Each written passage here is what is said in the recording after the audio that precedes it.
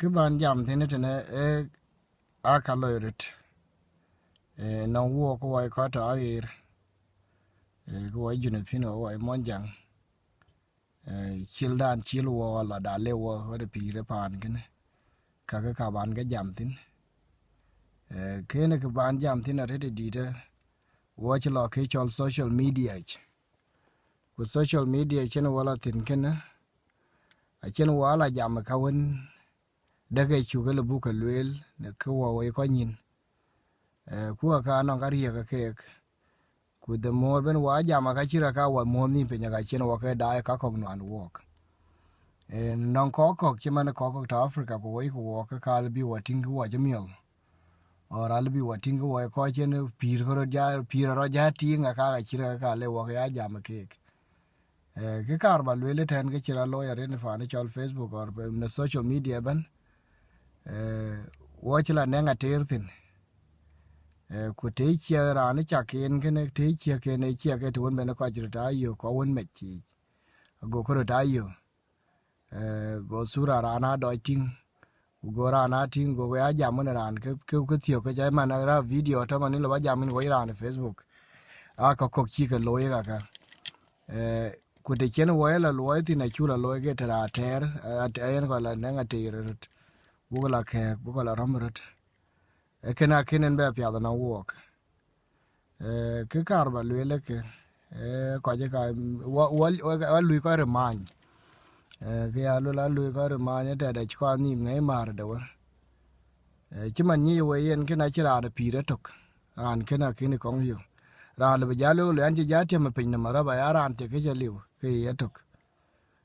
ge che ta jirin ta jir bene la de minen chiang pya da re kena ko ke ne bu go je nongin so kena chena liep cho lwa ko na lwa de liep kinara raj ka karan bene kar nongin chiran bene nongin cha go yo han ko loy te luin tin benda wala ku ye ja ku ye ran won ra raj ki ra yi cha yi bi cho da do in chini chenga pe wona ko her ken yin ko lu ken yin kena ye ran liep tit na lo ben gine diktor ke diktoria dange tajer so yine liep tit ya dang ko na ni chen yin jam yin ko jam ke ko or yin chin chira rai ke ko ja kar yin ko woni cha ko twa yin ko ma sej pa or diktor ko gale bi to ile bi awan ko ko no diktor ko ke yi diktor du na won ne chen ke kunyin chin ran ben no ngin na yi loya ke ga ka yu go doi pinga ri diktor ko loya yu ko pinga ri darin ke na to ri ga iran ben ko do men de ran ben bi diktor e loya na yi loya ran won to ke ran lung ku iran won chi tok cho bara de di de lem do ran ban ja gu de ko je bana kar no ngi na de no dien cha no ko ke na nye le ba le ka la no ran de le be da lo ya dan chan ko ja che yin to ko ja ju ke ya ne ke chi re ke lo la ke cho lu pin be tek ba pin na bar yo chen ko ware na ret e cho ni chen pe no ko ju ko i cho niar ran be na kor ben niar ba nge ran nye pi ra pe kare ko yena kine ka bala ting to dalin water tin pe pa ne social media aga che video lo ga te da non ko be en yor ku a chiran ba gore na lo yora la ga ja ku je hango da woni yin an chin non chin ater wona ran chiran ne wa mi chila woni na ngot ka kine di da ran kine ku na kor bra lo ka ne do yotin ku jam ku ja bu to ku lo twen ja na nye chiran be ne le bin yar so ka ar lo na wo bugro da yor bu ke grot nye ku ke ko chino kunyo wok kele ba dia ke don we ke ya danga ka yo gor Facebook or ka yo le social media a che do jal a ke cha le cha cho ye tura ye ke cha gor ke to ke chi 99 years ngen to Facebook ngen to archive e dong ti ne to tin chan Facebook ne ya ke tin ke cha ro ni ali ri we chi ra cha ali na ko lu yo control akuma e ben ke pin no mor bay won te Facebook tin ben akuma ben special credential intelligence organization ke anong access can all this social media cha very easy non ke ben ke ko monitored a iran che lo world ko che Facebook de che check a chi le bani yi surat kun ji ga lo ma chi le ga da ya nan ke de le che na lo ke ne ke du nun ja sur ke du nun ja gor ke ne a le sur ku to wa chi le bani na mi a lo chi ba ran di de pe ka bi dial do pin ka ya tin ka ku lo ke ga chi pet ke na wok le bene ko de ko le yibandi de bai o non ko ba ya manager organization o bila lerte dida to win bin lo wena ko win ke ko war chin ke to ka tiyo ke gu e kat kun ga abila be pe nyara yimbe ara antin ko ra yong yira ja kor ke bira e manasa yong yin loya e ka ko ya ting ye ko wel ko yu ko di mi ye ne ya ting ti ya na ting ti na wan e ya ting te win information ne ke rom na no ga ja kai jira ngin ko rom ga ne men ku ya go ni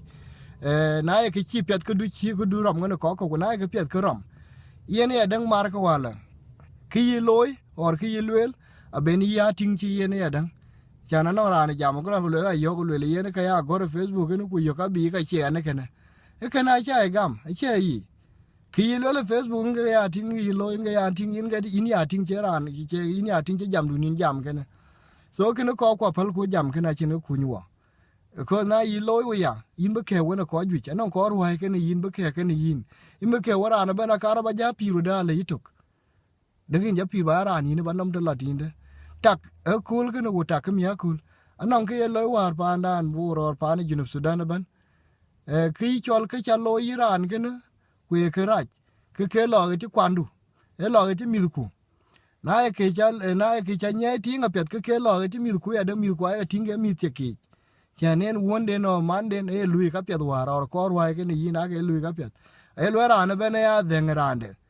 so ka kun yi ga lo ya lo ke yito ko manaza ku anon ko be garai gu na chi chagrai gu alab chin chagwo di radu ko kala bana ande ruai ke ni na brai gu na chi chagr mra ruai ke yi ngade ke men do brai gu so ke ne tem ku ko wona ga jinwan wo ne gon te ko onte wo ga tin wo jamari de ka junub Sudan ku junub Sudan ye na kin wo be dai latin ko ji wo ga kin be latin bi be latin ta pire de ko junub Sudan ya den ke pe den ga te nyan yar non ke ha chi nim chi wo ka yi ga taw jamen ga jam ha wa chen jamen wo jam ana lor ne wo jam ke ne gi ni da do ni non ko ja ga la yo wo ke den wo chi ya lai a chi ko chi ga gam man chi ya lai mana ja be Dubai ko ba ja be la ting te ne ke ga ke lo tin te ne ke jam tin ku jam ga jo ni na lai so ye na kor ku bu ku ba be ko ala chara e ya den ga wil ku le ke ka chin ga ger ke junub Sudan so yini chera no ne nam jamra no na yu cha cha ga jema nam ko ne chen ina ga tandu ni to yin ra ne ka ku ja le ba pio ja de ko le no ga kun ja ga yo aka kun ga chi ne mu kong la twen ga ku tuk ba ya lo yu ke chen chen de yim la lu ni la du ni to ga na lo gol da gi nak da du ku ga chin ko bin ga la gol ne ke ko ju ja ba ga yu da de ke no ga ken ko ta ga won ma him ga won kun ke da du so ke na kor ben wa jam ke ne bu ko pol nye ku ne ka ko yi chin ku ni wa aki wona ko her kan yitu wa bila ke wona ko ko mia abu pido brai so ya tinga na chinu kun wona nga ju ke so boden wa ya jamba etene ne na gutu na na chola wana ne dier loy ya bi rier na wo ko ra rier man je mo kana ku yi chi rier de because ye na ya ga dai man TV ko wa ga na ka kwa chola ke le ke TV nyin e kana ban be jama na ko le ba jwerwe yong era loy ya wo chi ga man cha na ko ke ga chole ke lel ke krach ko we ga ni krach kuna wo ga chi ga ni krach ne ke ye na ye ne kriye ben irier na wo ga ti loy ya wo na ben ko wala abu ya pen wo won ga le ne ko yong ba et ne et loy et sukul ku ja ti chol to kor bay ku ja hon bi ko ga dan aye ne ko chi nye nga de che ne ko nye tinga pe ko media ayo we re ko ba et ne ku en ga social media manasa chi news agencies ala tin ben ana ke chira loy ga ta media nyen for example na incident chira loy kular Melton chen mi ko na Sudanese yen ge men ka wa ja dom men to ka ba ku chumet chu we nyen ka ya ri ku nak ben e ka chira ka le ben ko man cho le we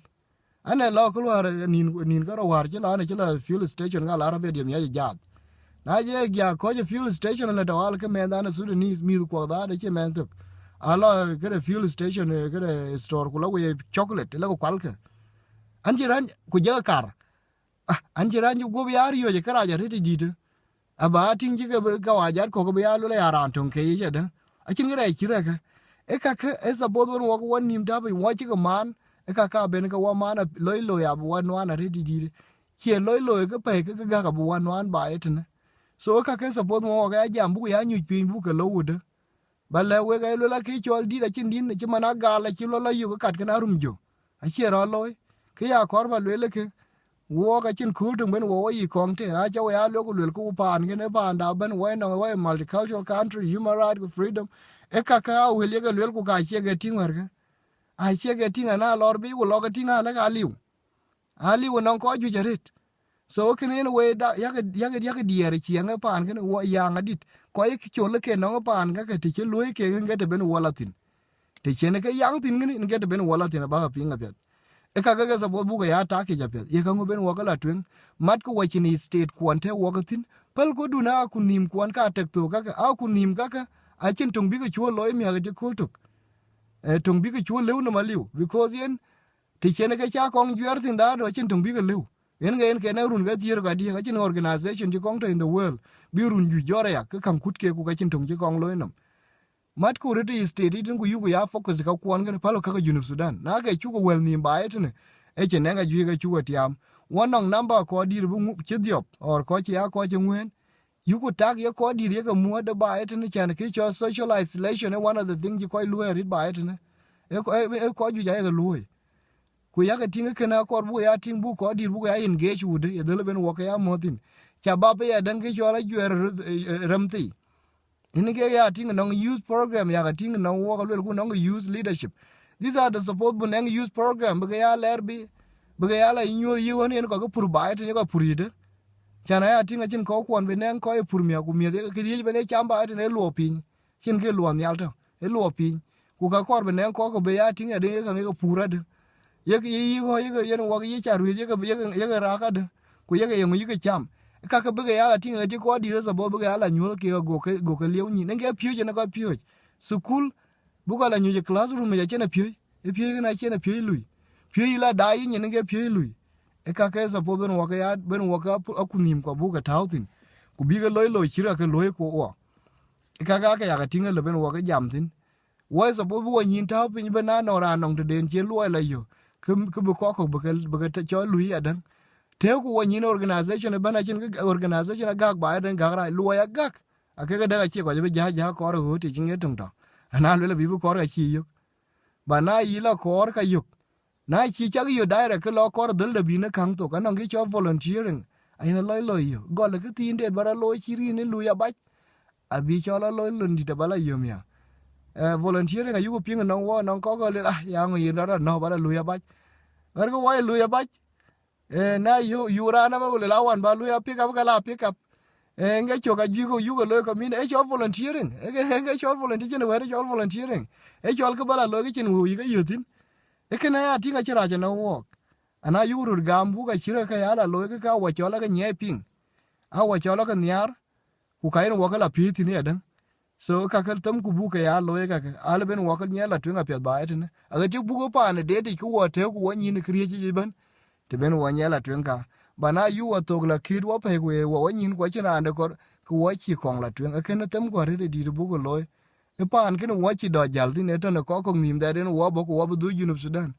arge chiok chira jorka har re jaret age ti pan junub Sudan wara non kwet ti a jal kwa won ken ge te ge tin ku le ge jur kok o le ge kwet ko ki ko ka kin be du chi ne je kula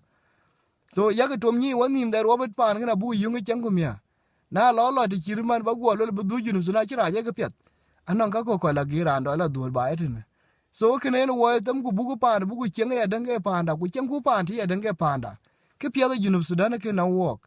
chema na Iran kor lo etin ku chilon ja yotin ki lo ba lo la yotiti nya ke ya dang loy a chen ya le jene ke cha era na ke cha na ye ko ni mat ku mat ka loy programs ke ka lo bi ben ya la bi ya lo ya ke ko won chema ne ko ji ke ni cho civil engineer ko je kuin ale bi ke chen mar ko lo ke business din ku le na kuma lo la wan tan go contract wala bugu charlo wala bu ken loy e ko ke ala bi ke loy la loy e ke chol ko je ke chen mar che la de ma ya ko kwantuk che ra ke chol kwa da chen ngara che ra bat tem ko re di ka woni an lo la jam chu yerot ken abi yong ka ji ko che ma ne ra andu ne ben we nye lu woni yena pe da chi bi yu ko we ke woni yin lem du nun chin pin cha cho bar ko pin la tora ret so kaka yu ya ga tinga a be pi da bi ri yo ga re di de wono ga ju mana mi ko mana ku lo ku dai ke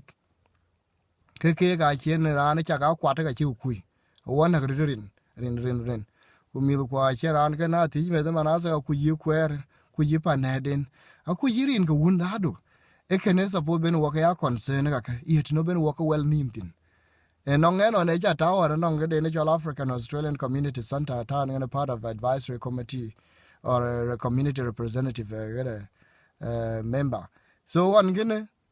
echa lwel ye na bu ko African Community Center bu yen nyalo ben one community da kun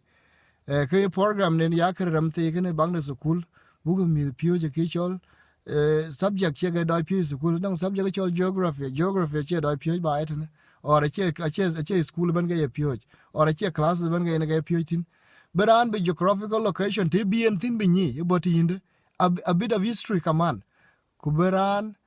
ku be rabra be adu chin be ba la ting la ba de e kene yi cho ni cho kuldu roots ke cho kwandu ba ni cho ka chin go pia waren cha suggestion na kirobe lew ku kana ban be jam ko de ye ngo ke ne ra chi lew or ka ngo re de ba ke cho akunim ko ni la loye ko pe ku la garana ko pe ba ba joro ko da so ka chira ka support ben wo wan nim tapin ba it ne chieng ne bay or chi a mi kila a chan be jam tin ari ko da ran ken ti ana nge to la po ka la lo ko la yeng ni ha wan ko ken ti te tin de ba pol ko ka support bu ga ya tin lo ku yide le ke ka ke le ki inde ke chol ko ba na run mai watching ko ko ta ku mai le ba ka ko ala lwel but ke chol civil society re ret ana ji ko ke chen mar ko ya ga ping chen warun ye yuir ku mat ko watching ba den wani re ping but bu ko chen mar de ko no ngi this division ge chu ta wa yi ka ayena ka waja ka wadoi ti amare di chan ka waja no den je pyoj e chol divide and rule divide and conquer ani arbo ko te ke jana ko won ti ga yi no de ti nen ga tinge wa ka ye ga ra lure ka yi ku wer ga pin chanen the more ben ga wer pin ga the more ben ka ya ka re chuk kuna cha we chen mar ka we ki ka waja cha la ya chi la ya ka cha ba ya ka re chuk e ka tem wor ba et ne because ka waja chir ga nyar wo bara le ke a le ga ya ka tinge ga yen wa ka kawaja jurda is special toward is mentality kawaja toward ko cho leda fe ha che ga ting e ga chi loy dilda ana will ko yiga use will ko na ni che da do ga ni ke yo cha da ke na will ka so will dol pia den dol kan yin lo ra ju ko ni ko inde na no to e chu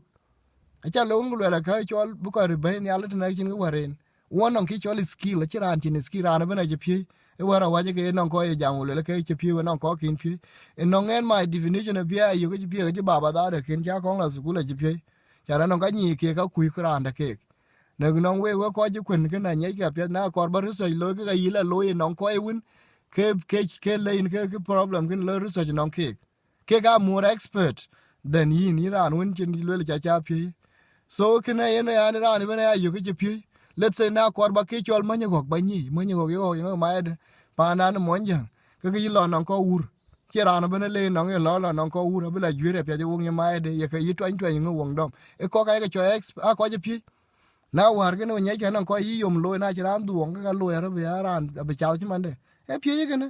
ani wel to ke na ni wel o ke ne ani woni yi ke chol weda na chi deng che de cha lir chi jota wal ka ni ja lir ke na le be deng le bai ani ke ache pi e ke chol pi ke na achen ke liu wonong yi diar wara diar yi ga gam diar dit abeti abe me da di da pet hema na no ngene wo ga chi dit ke masai pa ku ga tinga chin go wer wo ka man ke chol pi ala gu wo healthy than ko ga dit ke madina or ko ga dit ke city so ke na ga yo ko je pi e ke na ko ben war skill ko or talent to gonna work assets to gonna work ko bu ga discovered ku bu ga use so that we can benefit our community ekene ben chene ko nen common objective e chene ko nim de ku mat ko ke chen e ka ko chola twen che yi jam ra din jan ko la jam or bara la rio yo ra yo ngela le piria yo che wala tin Facebook de pir war du jan du gar ke na je du nge ngalo ka changwer ya de nga na ngwer a chala ra nga na lar yen ke latin yi ke chol diron ke na ku che ran di ti lo no ran di da man de ko ga piang ya che ri je bani e ber ku ga le mana kri je bana gunyen a ti ran de chen twa ni che dom yi ke na jam ke chen tura ngonde ta wonom ye wil ka ba la ber yin yi ma ta wade ku ga le gut a gunyen ben e ka ji wa le twen ala la Facebook chira lo chi pan war non ko ko era lo chi war pan jeng non diar ko non ting de na chi rom ke no monde ke ka yido pum nam ko la pum nam dal ko je mo la lar ke la pum nam nyal jana go jer go hila bana go dol yen ga ti chen Facebook ra lo tin manasa na no dun je weter ba hila wera ra nun ka jara Facebook chan ba la de kana chi lu yer ga a chi no kun ga a chi ma tawa du yi ko yu ke ni ma tawa iran yin ma tawa du ke ku ga ja le la ka ka ga record ra ga to en non ko won do ga ma ke ni yin ku ja ko ku ka be ne ke yila ko ron ko ka ra la nyu ron ko ka ra ja re di din ji pyo mier o la nyu men du ja le ran ba ne ya den ran de so ko ko gir ku chang da war ku ka ka a chi wa le twen chi ra na mi chi la wan yen chi ra tung cha le en jam e ke lo na ran ba ne ke tie na wan no ko ne ba lang da ba ga ja ni ba long ke to no yan jam tin ba long da na nong ran nan ju ku yi bi chỉ mà điên cha nó cái điên nó tao có là quấy cái chợ quấy là pin nó có cái bài lòng đã cả chula nó mà hắn chula mà mua chuyện nó có được palo có thế na pala nó điên nó cái là có là rai đó được hắn chula mà cula jam cái là miết chuyện của palo cái chuyện nó chả bê lối số cái nào ta ya leo coi của leo cho ya leo về như là cái của nó nong ran đuôn nhảy cái chuyện lái đuôn tiêm của ya cái đom của đánh cái do ke chola tembi because they will represent e wala rai gu ya dan wani ko ya ci yin ya so kake age karbo ga ton we will ko wani pa no bahite wo ga tin Australia Canada ya America it no will ko wani din lunga mana pa na Victoria tin lunga mana ya lunga ba tin mana a lui ga tight ne mana sa a nie je ke nyina pet ana ruon ko mi ga kanara ba yo ke pe ga ya tin ba lewe ne run war je lo ke no ga chol PSO protective service officers akabro roll out his station ben but achelo ndi di ko chuo loy but ake bo to anye ne la mi ko to his station ku ja ka jwi ko ro loy station so tenda wale go ne ka bai da wala na ra la mi la loy station ka di le ngene yen ke ko ka yen aban be jam ko le ken but yen aka ko loy rut ba etene so kuma lo ko lui new lung ji dira lu ke introduce a big and yal alone kaka a big a big deck we supposed to concern about that e kaka at why ya den why kin nim tip ko why cholo wala lim jama ne woni wa ka kwa loitin aya ka le e suppose bu nim ta ka bu ko lo de is state ko ye mat ko chen state pal ga mat ko no men Australia wide men ko na cha ko du no Australia wide ka chi ka yu ko la jar ka a chi le bi ko do le bi ne ko kun ko wo but ki mi la da do a chu ko directed ayu lo le ke Junub Sudan Junub Sudan ladu anong ko to tin kor bu ko be ati yung wan ke ye kango ben wa ka ko or ye kango yuru kon ko nyitin aga de ken wuru ko nyitin ga dal wa da ala wa dal mi ya na chira bu ko bara kor bu ru kon a ko nyon ko ne wa ka jal tin bu yi choose ko bu ya bu bi li nga le ben wa ka ji la ko mi ba na lo ku bu la ko ngene ka ji wan wan ke pi la bu ko wan don ko ke dier ga le ko na ran che no ga kor le ken please inbox me taw ke de le ken va da cha kor ba la de ke de da cho ke ken wani va cha kor bo re la lo ya cha na chin ke cho ke wana cha ra na mi la wana yen we cha ga le et tin de de ne ke te tin de ka rom ke ne we et wini ne we rom tin ku ka ke jam ke tin a ka suppose ben wo ke dier a ka yen wo suppose ben wo ke ya concern thing that we should concern about ka ke jam ke and the way we should behave ko wa community nya chira bana chilam chin nam lutum ko ya wa we ja le ja ya le wa